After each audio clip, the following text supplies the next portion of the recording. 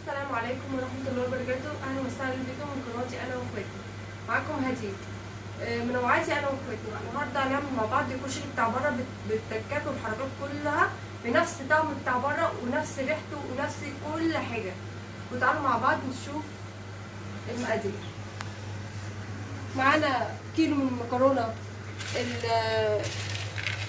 الطويلة والمقصوصة، ومعانا توم، ومعانا بصل، ومعانا كوبايه ونص من الرز، ومعانا حمص منقوع ومغسول، ومعانا عدس بجبه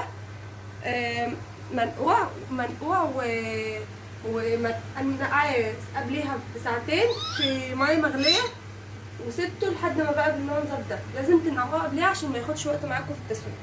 ومعانا الصلصه بتاعتنا، ومعايا خل، ومعايا ليمون، ومعايا مرقه دجاج. ومعانا هنا البهارات هتبقى بهارات مشكله بتاعت الكشري،